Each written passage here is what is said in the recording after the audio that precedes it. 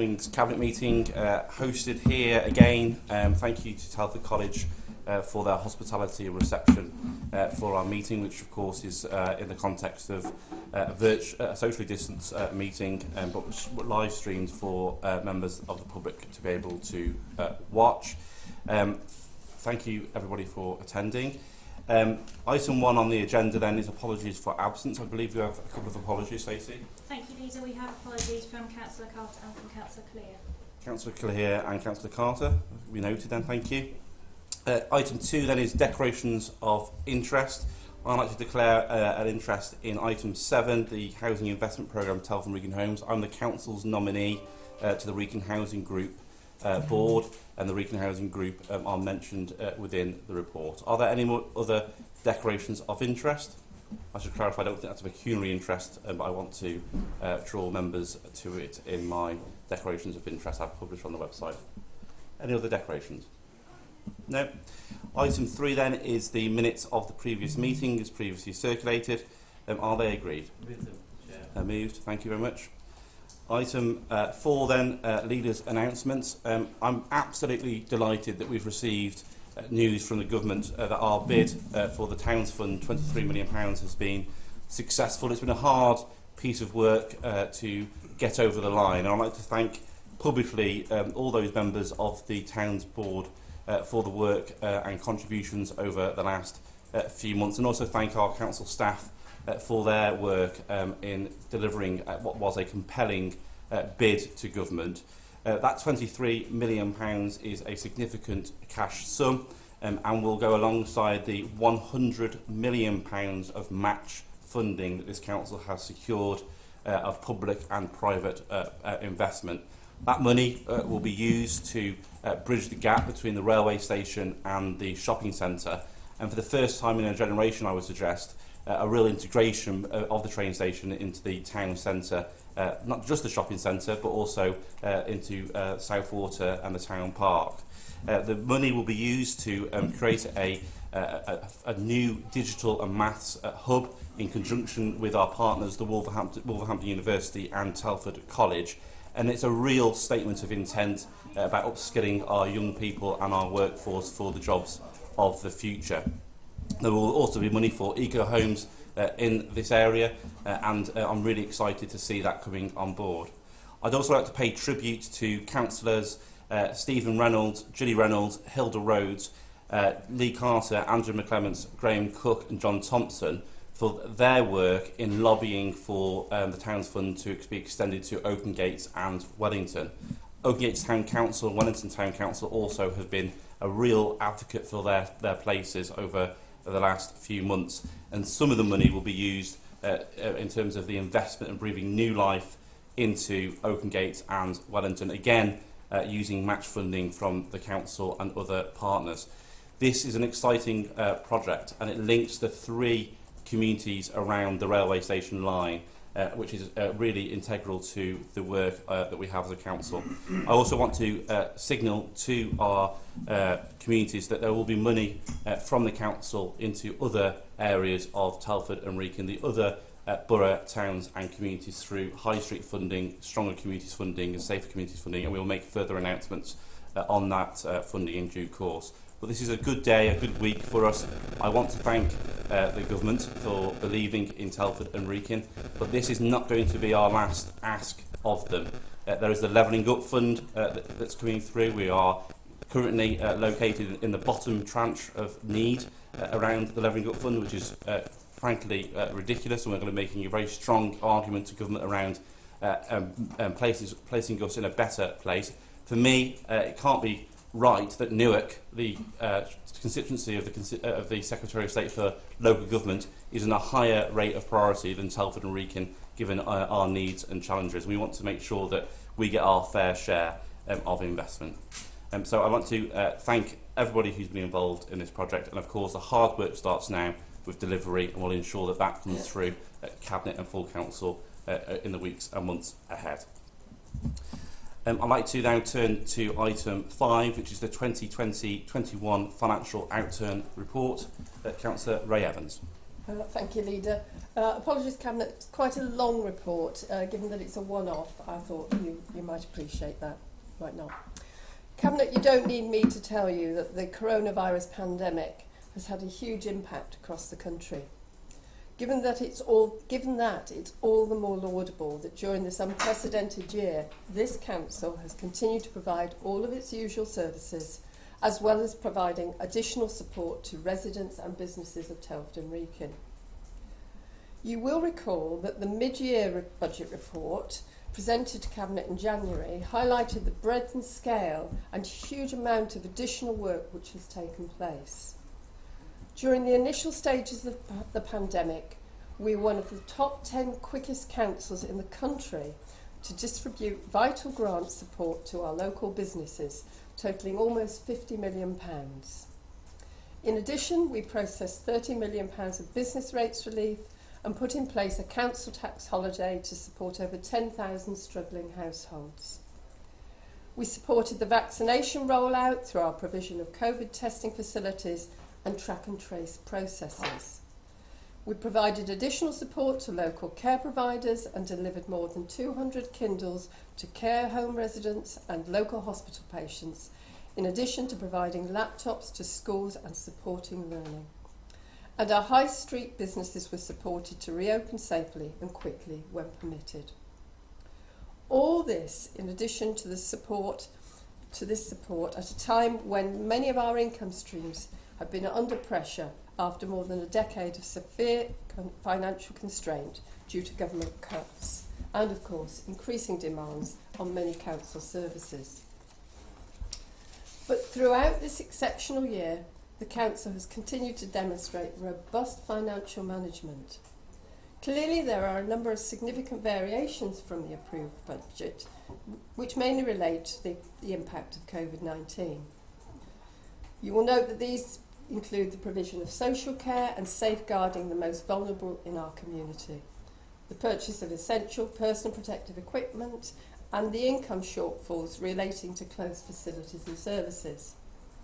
However, spending has been effectively managed, supported by the COVID emergency grant funding received from the government. Importantly, the Council has not had to make any unplanned use of reserves in 2021 and has retained a prudential level of balances which will support the delivery of our medium-term service and financial planning strategy and ensure that we have high levels of financial resilience in future years. The gross revenue budget for 2021 was £414 million and the net budget was £129 million. I'm delighted to be able to inform Cabinet that after the proposed transfers to reserves and balances have been made, the estimated revenue outturn position is within budget by £39,000. This position has been achieved whilst delivering £2.9 million of budget savings, bringing the total ongoing savings since 2009 to over £126 million. That's an equivalent of around £700 for every person living in this borough. Can I also mention the maintenance of a positive discretionary school grants balance, which is also worth noting because that's really quite unusual. Looking forward, the year-end position has also allowed us to make a number of one-off investments in key areas, which will help to make this borough a better place to live, work, learn, visit, and do business. These include £1.6 million to provide the 3-year programme of funding for the community action teams, £1.2 million for the COVID recovery and regeneration activities, £1 million for the Pride in Your Parks programme, and a further £1 million for cultural, tourism and public events initiatives and activities. We'll also provide £500,000 to continue to support and tackle youth unemployment, with £300,000 funding over a 3-year period to support and protect our public rights of way. In respect to the capital outturn, the year ended with a year-end variation of just under £6 million, and this was mainly due to rephasing of expenditure into the current year. While income collection rates were impacted by COVID-19, I'm pleased to be able to say that the severity of this was in part mitigated by our sound decision to offer payment holidays to council taxpayers at the beginning of the pandemic. Hardship payments to working age council tax support recipients and business support grants, together with 100% retail discount for hospitality, leisure and accommodation sector businesses, also enabled us to perform well, though slightly down on our target levels of collection. Whilst New Place, the council's wholly owned housing investment company, is a separate legal entity and as such prepares its own accounts, I'm sure that members will be pleased to know that in addition to providing high quality accommodation for our residents, the unaudited accounts show that the company generated an operating profit of $463,000 in the year.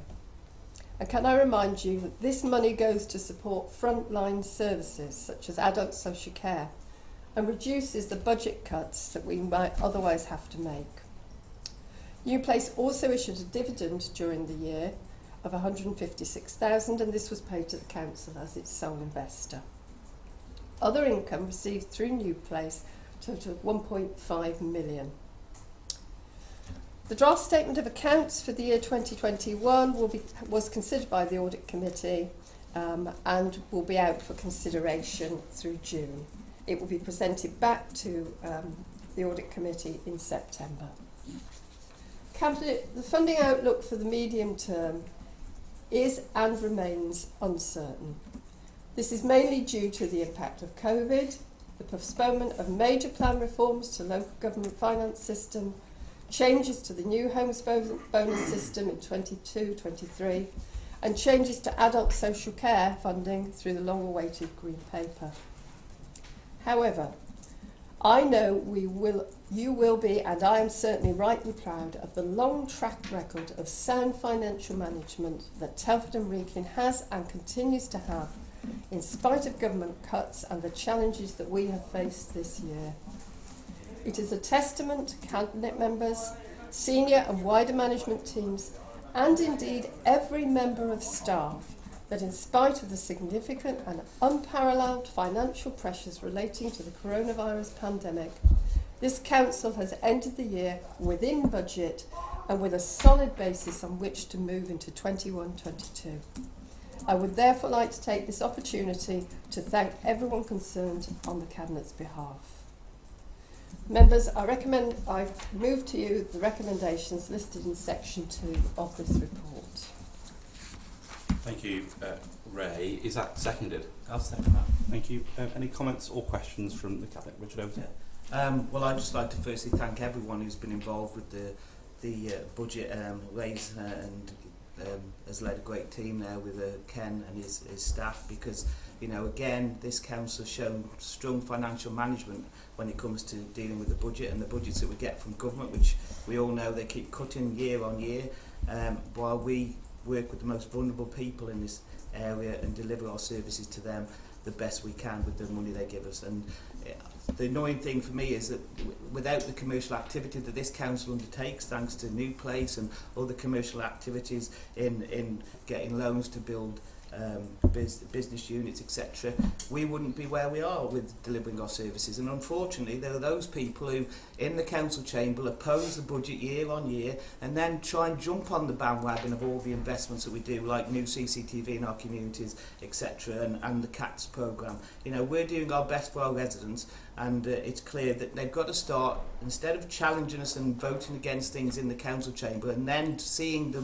remarkable work that we're doing in our communities and jumping on them and then saying it's there, they were supporting it. You know, it's an absolute lie that they're doing that, because they do not support the budget. They keep questioning the finances of this council, when in fact the job that we're doing is phenomenal in the circumstances, and we must ask, they should be supporting us and asking government to get more money for local authorities across the board, because as I've said, we do deliver to the most vulnerable. You know, adult social care is in crisis across the country, and the Prime Minister has no answers for that.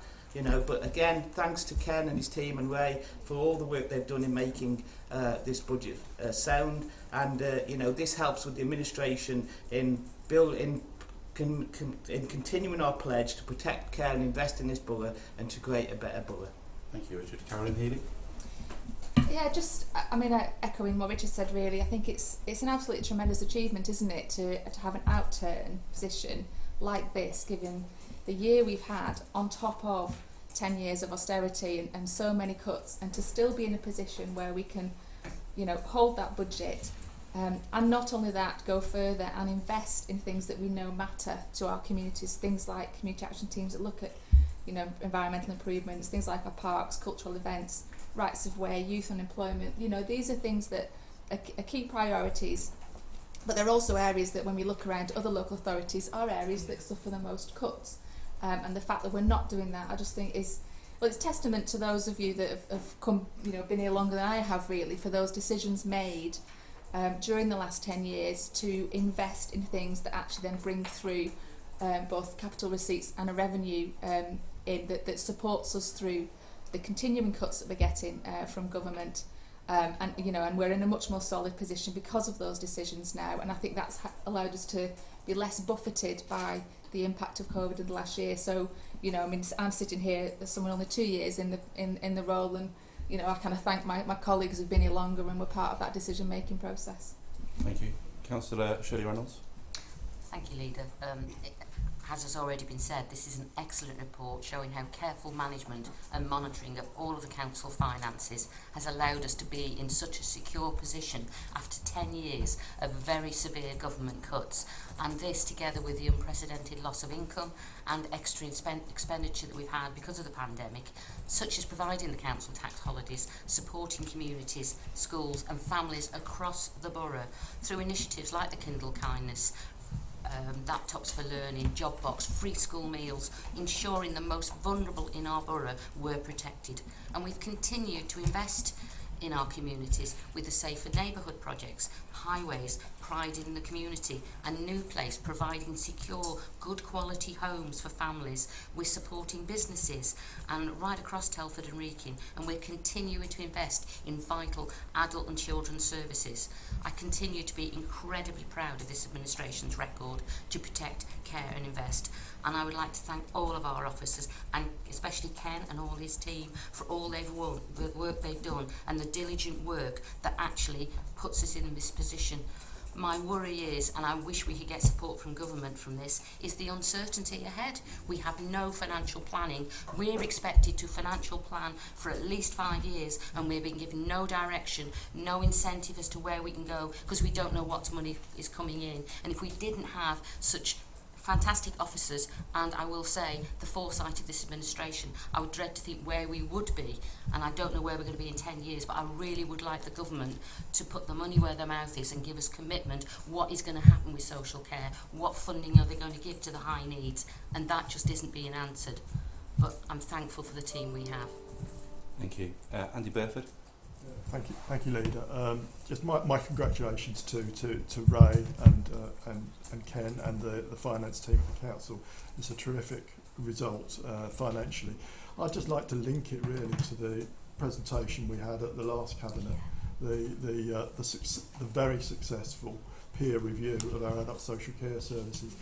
That doesn't come by chance. One of the key factors is that we are able to be flexible and responsive when it comes to our funding of necessary programs. Things like our healthy lifestyles work, things like our discharge and reablement program when it comes to getting people discharged from hospital, so important during the pandemic. It enables us. It is not the only reason we're successful, but it is a plank on which we can build those successful services. So my thanks to all involved in this. An excellent report. Thank you. Thank you very much. Okay, are there any comments or questions from the members of the opposition parties, please? Thank you. Yeah, thank you. I mean, yes, I mean it's a fantastic set of accounts for considering what everybody's been through, and it's a big credit to all the officers and all the departments of the council, and obviously special thanks go to Ken and his team for steering the council finances through the pandemic, It's quite important that we don't think that it's over yet, because it's far from over, and you know, we've got to be very careful that we don't slip back to where we were a few months ago. I mean, it's true to say, and although perhaps cabinet members won't say it, but without the millions of pounds that the government has actually given to the council, well then the financial report would be in a very, very different place. And so you know, I'd like it on record, even if nobody else will, to say thank you very much for the government for helping and helping to bail out not just this authority but all authorities across the country. I mean, obviously, coming back to the everyday things, we've got to be careful because we've got quite a bit of debt to service, and of course the interest rates can be quite well, can go up and down, and so we need to be mindful to keep an eye on that. But I know that Ken is very, very good at that, and so I have every confidence that the sound financial management should continue. Thank you, Councillor Dugmore. Councillor Thomas.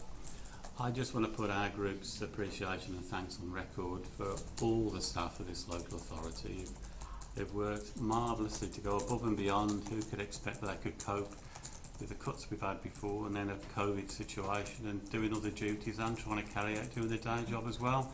It must have been very satisfying but absolutely exhausting. They could all probably do with a year off, but I doubt that's going to happen somehow. So yes, a very big thank you for that. And Ken, his team obviously have brought out the accounts on time as always, and even the auditors are really impressed with this when we had the meeting the other day, so very thanks for that. And managing to balance the budget. We still haven't found all the little bits where he's tucked away yet, probably should we will. So thank you, Ken, for that, for having tucked it away for a rainy day, because it's pouring at the moment. And I think I'd echo the administration's concerns with regards to funding for the future, because this government is doing sleight of hand. It's been up front, but it's funding for us for COVID, which is great. And largely they have paid for pretty much most of the excess expenditure that we've incurred. But there's still no certainty about the two main areas of this authority, which is looking after adult children's social services. We can see people use the word pressures. It's a lovely technical word. It means there's more people coming along to us that need that care, and we have to spend more. We can't turn them away. And yet, where does the government say the funding comes from? Well, it doesn't really. It doesn't say, well, we're going to give you extra this or extra that. We're going to take into account local needs and deprivation. It just says, blanketly, put your council tax up 5%. It doesn't matter whether people afford to pay. We don't care whether your council tax base is big enough, so it gives you enough money to pay for it. It probably doesn't, but there you go. So, if we carry on doing like this forever and a day, we'll end up like America. And woe betide us, where if you live in a wealthy area and your council tax base is high, you can afford those services, you can afford a good education. But here, if your council tax isn't very high, you can't.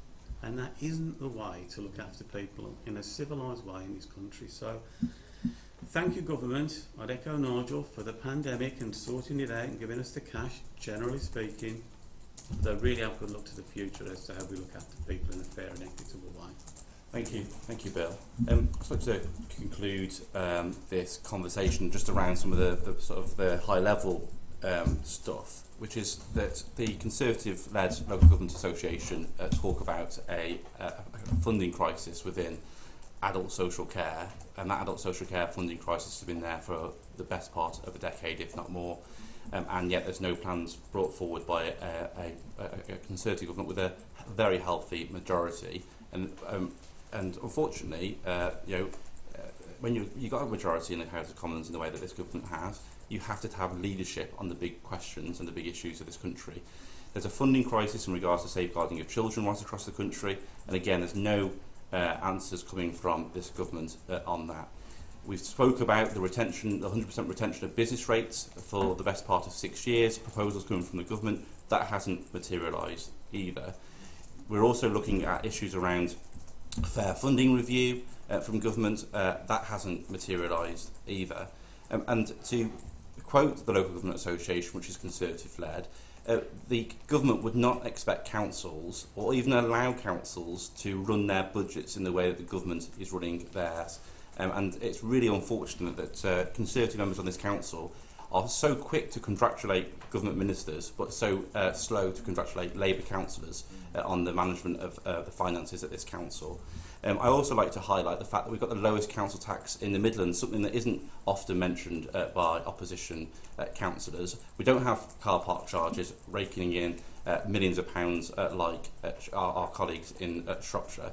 We're doing all these things at a time of a huge restraint on behalf of this council to try and support our communities. And I will take the point around the government compensation on COVID to a certain extent, but I will also remind members that the government said that they would compensate in full all councils for the expenditure during COVID. And in actual fact, on average, the compensation bill has been around 70% of the costs, and that does not include income losses that the council has received. So it's all very good and well painting a rosy picture for the government, but it'd be quite nice sometimes if people had the humility just to say that actually over the last 10 years this Labour council, this Labour controlled council, has really delivered a sound financial programme investing. And also, can I just remind members that there was only one party that voted for the budget that we have currently in front of us. So when it comes to the investment in the parks, when it comes to the investments in the rights of way, when it comes to the investments in the community action teams and the youth unemployment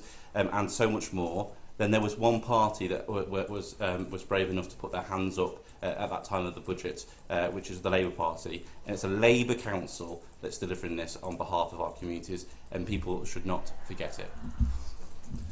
Ray, do you want to come back on any of the points mentioned? It's been moved, it's been seconded. Everybody in favour? That's everybody, thank you. We'll now move then to item 6, which is the Tree and Woodland Management Policy and Ash Dieback Management Programme. Caroline Healy. Thank you, Leader. This report brings an update to the previous Tree and Woodland Management Policy adopted in 2016. And the reason for the update is to respond to 3 key issues. Firstly, the impact of climate change. Also the impact of ash dieback disease, which is estimated will lead to the loss of most UK ash trees over the next 15 to 20 years, and also increasing livability issues, which arise in many cases from some of the new town planting, especially where intended thinning works of nursery crop trees didn't happen. The borough is very wooded, with woodland cover higher than the national average in most wards. The areas where that woodland cover is like the lower areas where you would expect that their habitat is very different, the weald moors, for example, where you wouldn't want massive tree cover. The council itself owns around 15 million trees. As part of this strategy, we're committed to increasing tree and woodland cover across the borough. Our policy approach remains having the right tree in the right place for the right reason, and this recognises that whilst trees and tree cover is incredibly valuable, sometimes trees can cause problems for our residents with overhanging branches and so on. And the policy sets out the situations when we will intervene and carry out tree works and when we won't. In respect of ash dieback, the report seeks to provide an additional resource to survey our ash trees and start to undertake safety works. We spend around £487,000 per year managing our tree stock, and the report is asking for an additional £150,000 for 1 year to allow us to survey our ash trees and start some of those initial works and understand what it is that we're dealing with in relation to ash dieback.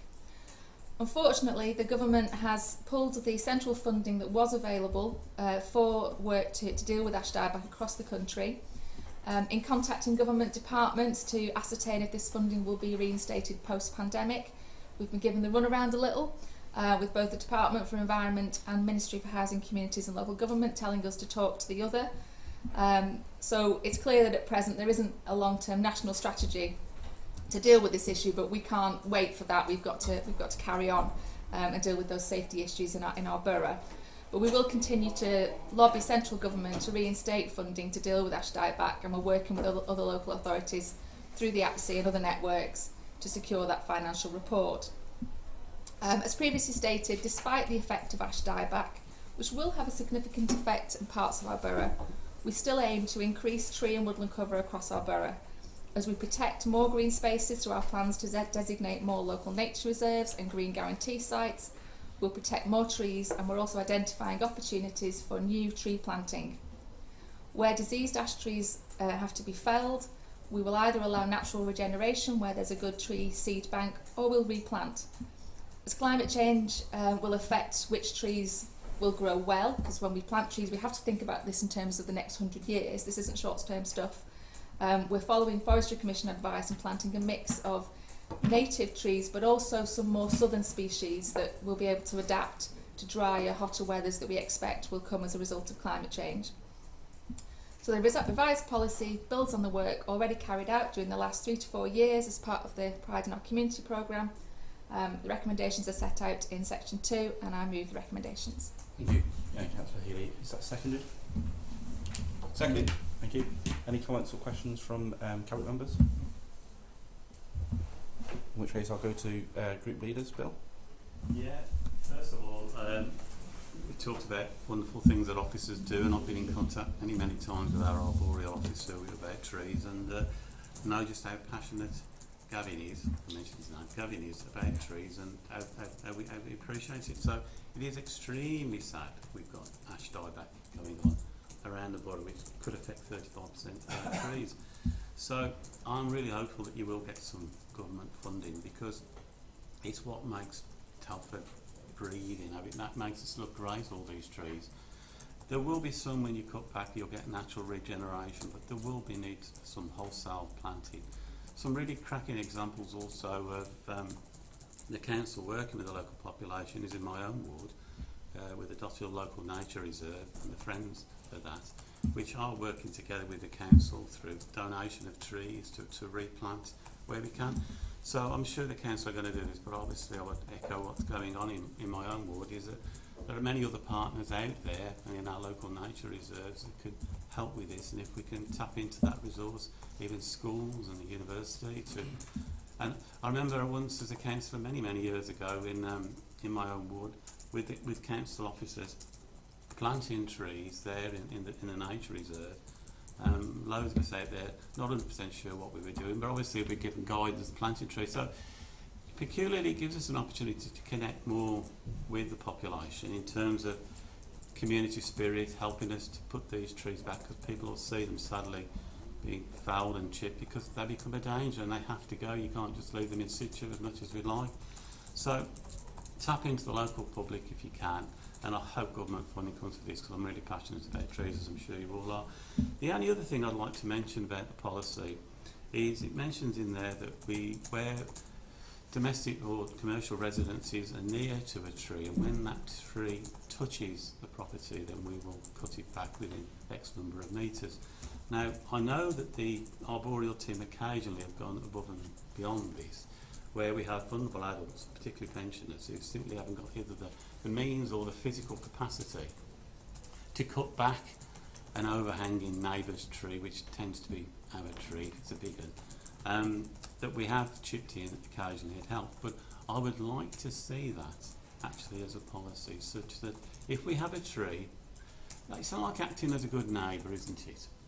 If you have a tree that's mature and it's overhanging someone's garden, you can't just say to the neighbour, oh, you've got my permission to go there and cut it back. Which is okay if that person's got the financial means and physically able. I think I would like it as a policy that where we have overhanging trees on properties where the people are either on low income or elderly, that we will automatically step in and say, okay, we can do that bit of pruning. I love it extended to other things. I've got residents who've had fencing wrecked through our ivy. Not our ivy, but you know what I mean. Ivy on our properties that's grown over and wrecked their fences. And even though we give them permission to cut that ivy back and go in there and have a go, they can't always, because they're not always able to. So if we could just look to flex that policy to help people out, then I'd be very appreciative. Thank you, Chair. Thank you. Councillor Dugmore?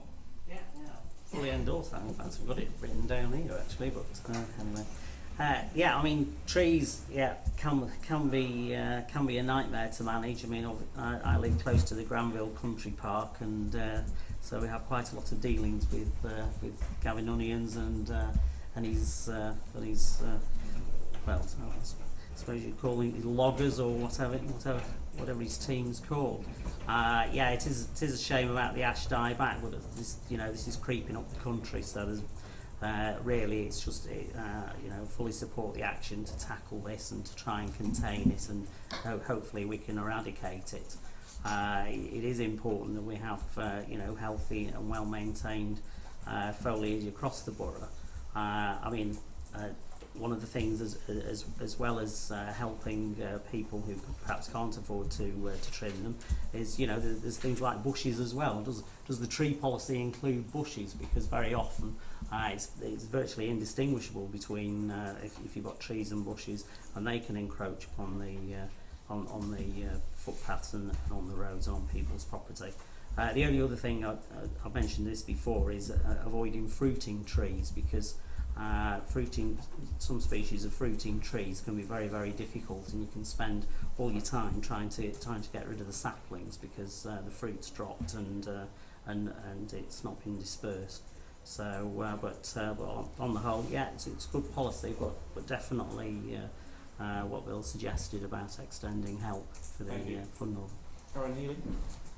Yeah, I hear what you're saying around that help and support. I think we've also got to recognise, as we saw in the last report, that we've also got budgetary pressures around our environmental maintenance, and so there has to be a balance between where we can step in and where we can't. What we have done, obviously, through some of our partnership working with parish and town councils, is that in some areas we're able to, and our partners like Wrekin Housing Trust, we're able to actually work with those partners to deal with some of those issues, rather than it simply being a response from the council.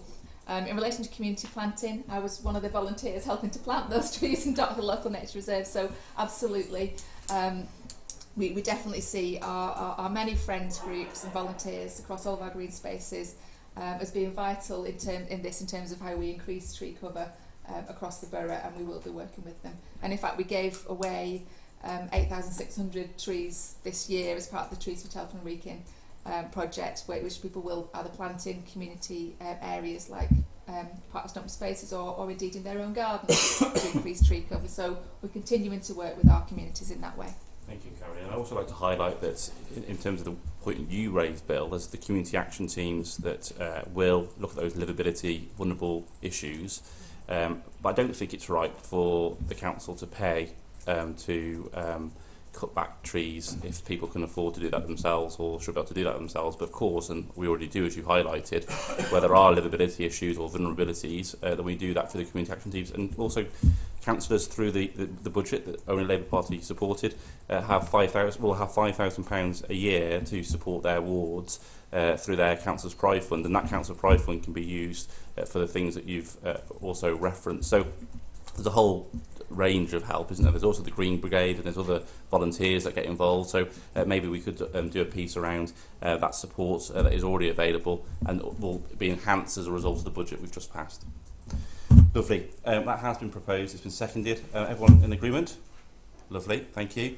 Okay, in which case we'll move to item 7, which is the Housing Investment Programme, Telford Wrekin Homes. Councillor David Wright. Thank you, Leader. Telford Wrekin Homes is an exciting new initiative that builds on the strength of our New Place programme. To date, New Place has delivered 466 homes across 10 sites in the borough, which amounts to investment of £64.4 million. Now, this is a project, obviously, that was opposed by the Conservatives on the council, and a number of the sites that were developed were opposed as well.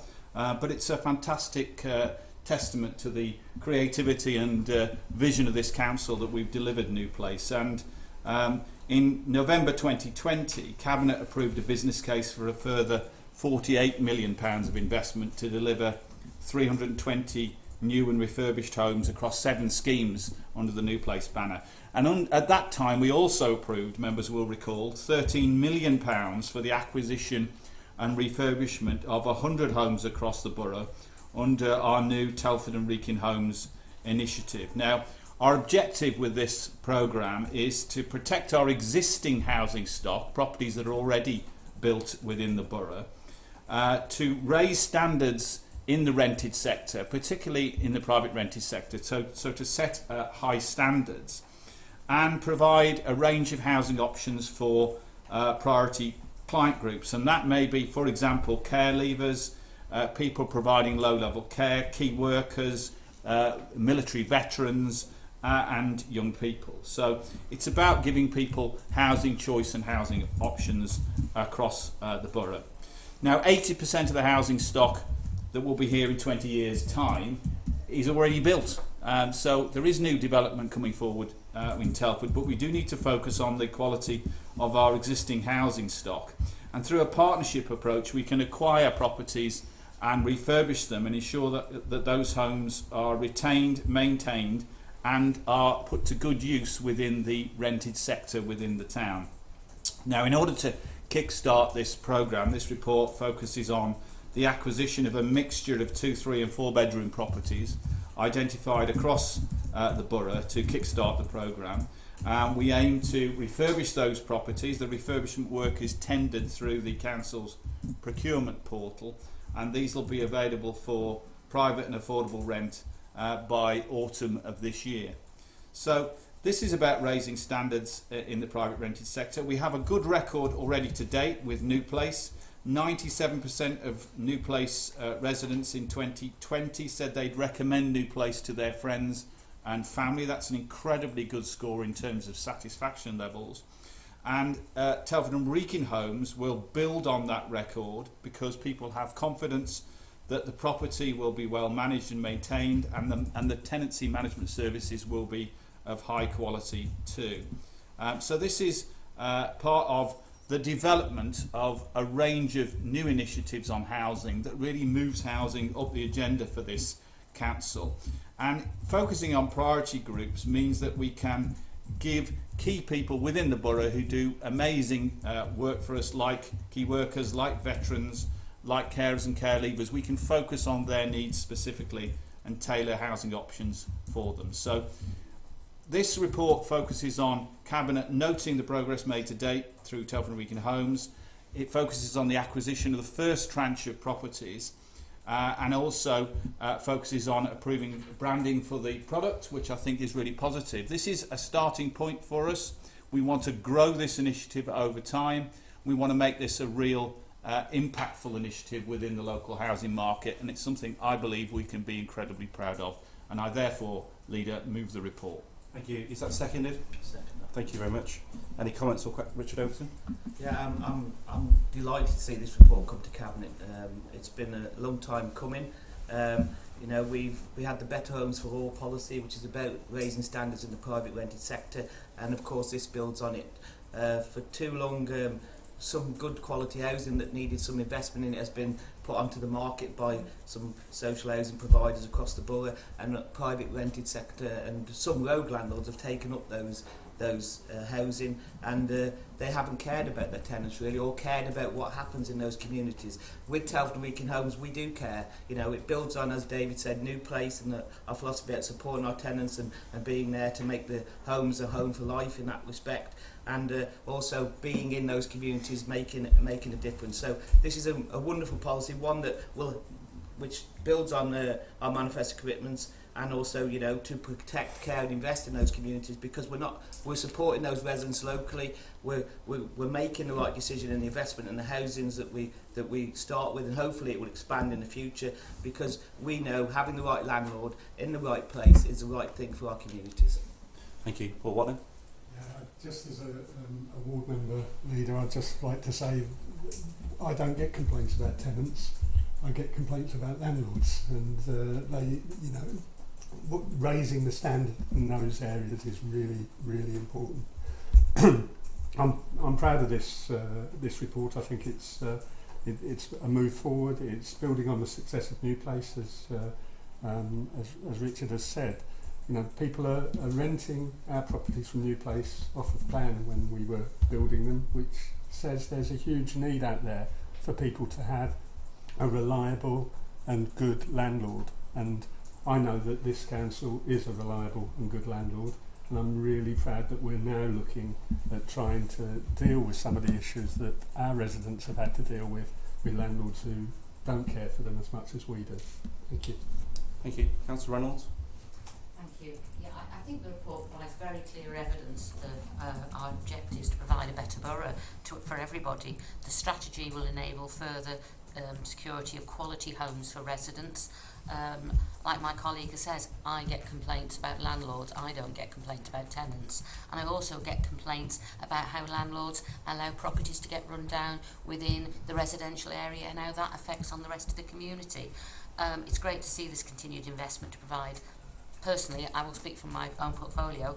The investment we're putting in for care leavers, I think that is an absolute fantastic opportunity. We're also doing that for other priority client groups.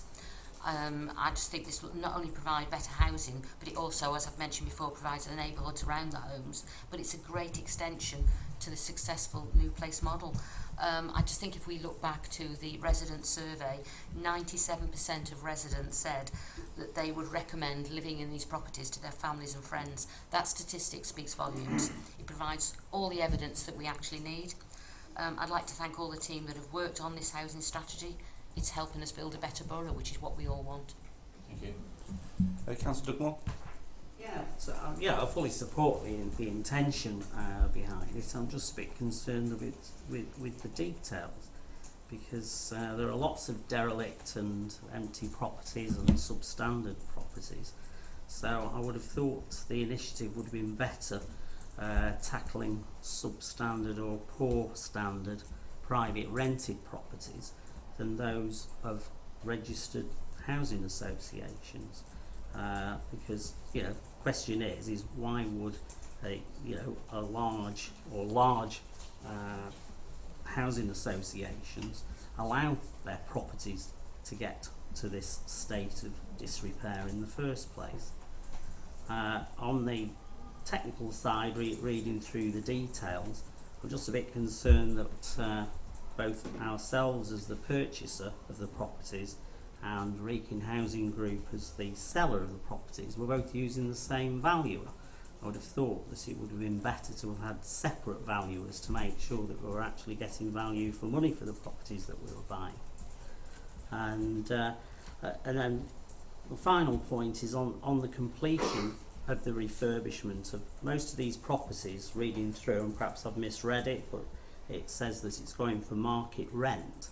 So therefore you could end up with a net loss of affordable properties in the borough, which I'm not sure is what the intention was of the project in the first place. Yeah, I know the Labour group are a little bit upset we didn't completely vote for the entire budget, and I can well understand that. But in terms of investing, borrowing money to invest in housing, you have our full support.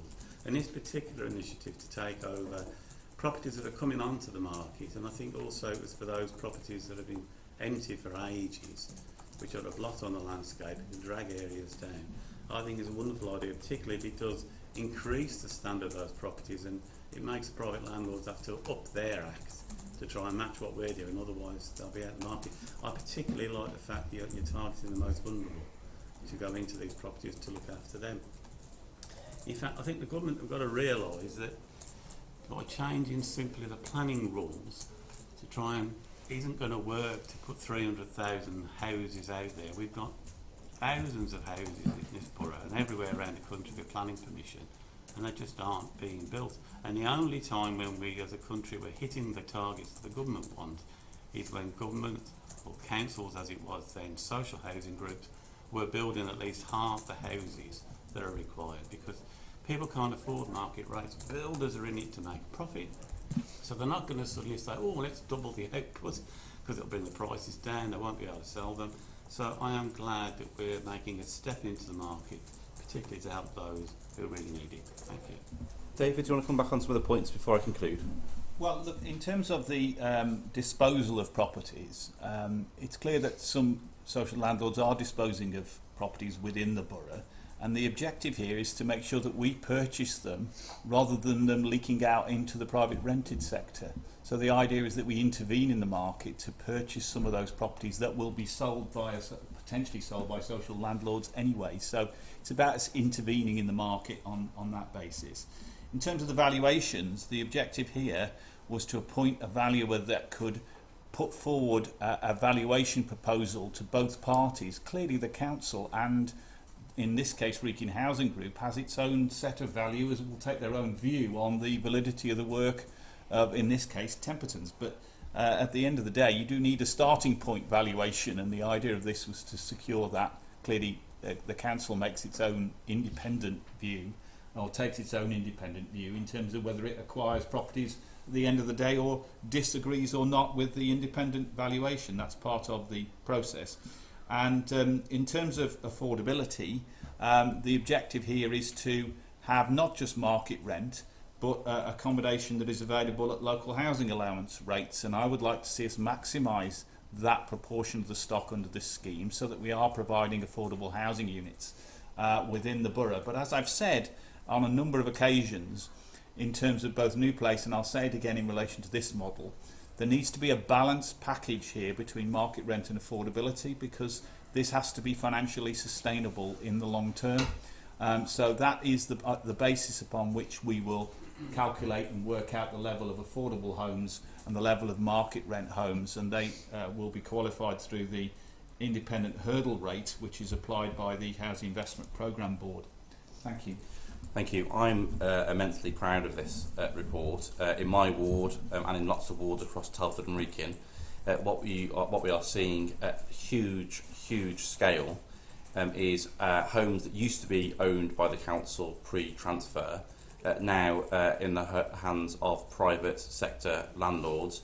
Some of which are fantastic landlords, and we want to say thank you to those brilliant landlords that we need in our borough for a successful housing economy. And I say very clearly to those landlords, thank you, and we want to continue to work with you. But what we are also seeing is a huge commercialisation of these houses by some landlords, working within the rules set by the government. They are converting these houses into house shares, often 5 or 6 people within houses. That puts a huge amount of pressure upon local communities, and this is about taking back control of those houses and making sure that they stay within the public ownership so that we can rent them out to our local communities. The idea of this is broad, is ambitious, and I predict that the impact of this policy will be as significant as New Place was. And there were people when we launched New Place that were on the wrong side of this argument, and there's going to be people on the wrong side of the argument as we launch Telford Wrekin Homes. But let me wager a small amount of money that there will be lots of councils that will be looking at this model very quickly and replicating it up and down the country very, very fast. Because what we're doing here is very, very exciting, and it means that there's houses that would have been lost to the private sector being retained within the public sector for the vulnerable and protected and priority groups that have been mentioned. And I know from speaking to people in my own community, they are sick to the back teeth of seeing these houses flogged off, homes under the hammer style, and often landlords from out of this area who never visit this area, renting them out to people, not giving 2 hoots about them. Well, what we're going to have in this situation is these houses are houses for life. As long as you pay your rent, as long as you're a good neighbour, as long as you're a good member of the community, these are houses for life for you. So let me send a very clear message. This is the start of something. I expect 200 of these houses to be acquired over the next 2 to 3 years, and I want to go further and faster as the years go ahead too, because this is going to make a massive positive difference to people's lives. It's just so unfortunate again that the caveats and the ifs and the buts come, and the support of the Chamber to put your money where your mouth is on terms of the right priorities. The hands that only went up on this was the Labour Party once again. It's been moved, it's been seconded. Everyone in favour? Everybody, thank you. Item 8 then is our last item, which is the Telford and Wrekin Council's digital strategy. Richard. Thank you, Sean. The digital strategy builds upon the customer strategy and the customer contract that came before Cabinet a couple of months ago. We have made real progress to transform the digital delivery of council services to help bridge the digital divide within our communities and through supporting our local businesses and high streets. Our customers, who are made up of residents and stakeholders in the borough, are at the heart of everything we do, and it is for them that we are driving forward this strategy, making their interactions with the council easier and approximate for them. We want to make sure that we maximise the potential of digital technology and how we communicate and engage with our residents, customers and partner organisations by providing the right digital environment within those communities. The digital strategy has 4 themes: digital customers, digital communities, digital place and digital workforce. We also recognise that digital can be challenging, and we will make sure that those who don't have the access or the skills are not left behind. The digital divide is of course a challenge. We will do all we can, including working with partners and making sure those residents and communities are connected and supported. We will always be accessible to everyone, linking in with our customer strategy and contract. We'll adopt and invest in modern cloud technology to improve efficiency and productivity. This will help secure data and reduce its own carbon footprint. Post-COVID recovery could see long-term changes to working patterns, increasing the reliance on digital connectivity. We've also signed a local digital declaration along with hundreds of other local authorities, a shared ambition for the future of local public services. The digital strategy is supported by nearly 2 million of capital investment. In addition, as the leader stated in his announcements, the successful £22.3 million funding bid that we announced earlier this week will enable us to build a new skills and enterprise hub in partnership with Telford College and the University of Wolverhampton as part of the station quarter development. This will equip young people in Telford Wrekin with the digital skills they need to become the workforce of the future. I therefore move the recommendations in the report. Thank you. Are those seconded? Thank you. Any comments or questions on behalf of the Cabinet? David Wright? Well, I think it's really exciting how this dovetails in with the announcement on the investment fund, the town investment fund, and the amazing connections we can make with both the college and the university in the town. So this is about broad services, but it's also about developing the skills agenda and developing people's capacity to operate in new environments. And I just think it's fantastic that we've got this crossover between what the university and the college are proposing, and that just shows what an exciting and cutting-edge scheme the in particular the Station Quarter initiative is. And if we can tie in that this sort of approach and this investment into our borough centres, into the kind of services we provide locally, then that's all for the good. So I just think that it's a fantastic report, and I'd like to thank the team for the work they've been doing on it. Thank you very much. Any other comments or questions? Andy Burford? Just very briefly, I mean, in my portfolio, the importance of assistive technology and helping people to live independently in their own homes, which is a key aspect of our strategy. It can't be overstated, and this report refers to that, and will take our capacity to develop in this area even further, along with our new independent living centre run in conjunction with the voluntary sector. So I welcome this report. I think it's a really important part of our work going forward. Thank you. Thank you, Andy. Nigel? Yeah. Well, look, we need to embrace modern technology and technology yet to be developed, and take all the advantages that we possibly can. I'm glad the report mentions that making sure that nobody's left behind, because that is always a concern. And I mean, the main point I'd like to make is that residents I talk to, they like the reporting app, but the thing is it needs to be very simple, very easy to use, and the main thing is that they get messages back telling them the progress of whatever. If it's an issue or a complaint or something, they want feedback, and that seems to be the main sticking point or the main comments that residents have on the app, because they might report an issue, but they don't know if it's not resolved, and they can't physically see it's been resolved. Well, then they don't necessarily, they think, well, what's happening? Now, there may be a very good reason why it's not happening. So it's just making sure that it's two-way communication on the app when you're reporting issues. Yeah, okay, thank you. Nigel?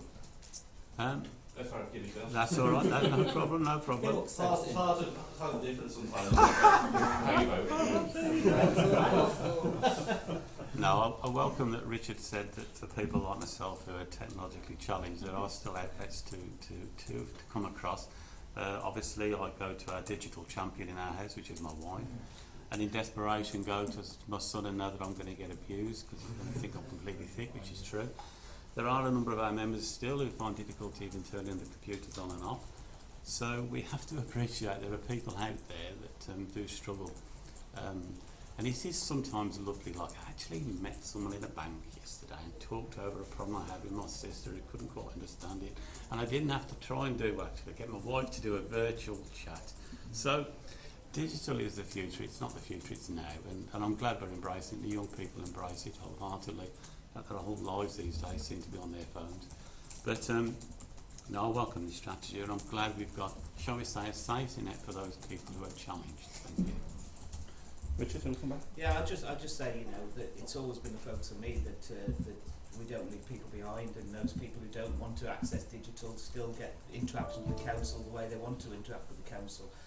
We've just had a peer review and we're waiting for that to come back, and they were saying we've got quite a number of interactions with them, ways people can contact the council. You know, as Nigel says, the app, we are developing a new app, and you know, the key thing with the customer contract is that we will want to close the loop, we will want to report back and say what's happening, you know, and that's why we're keen to get a new app that actually puts the right location in place, but also make sure people get feedback on what they've reported. So we are moving forward with the digital strategy, but as I said, our customer base, you know, we have to work for those residents who can't access digital, and that's why also support residents get new skills through our community centres and community partners to try and upskill people, because there will be lots of people who may want to get onto the social media, etc. I mean, I've heard there's lots of older people who are quite good at going on Facebook and communicating with their family since lockdown. So we want to be supporting those people who can access it and want to access it, but also be available for those people who don't. Brilliant. Yeah, I'd just like to also add that it's not necessarily just old people that are digitally excluded. So if you look particularly around young people and people on low and modest incomes, it's data allowance. And that's why I'm really proud that we do free Wi-Fi in lots of our community centres and community spaces. We need to look at how we can expand that out, because actually if you're trying to interact with the council and your data runs out, well, you're digitally excluded. So it's not just about skills, it's also about the opportunity of equipment and data in that sense. But a really positive report, and of course that digital peer review will come through to Cabinet in due course, and the app will be launched as well very, very soon. I'm trying it out actually. It's good. It's really good. Lovely. If there's anything from you? No? Okay, it's been moved, it's been seconded. Everyone in favour? That's everybody. And that brings our meeting to an end. Thank you very much for everyone's contributions. Thank you.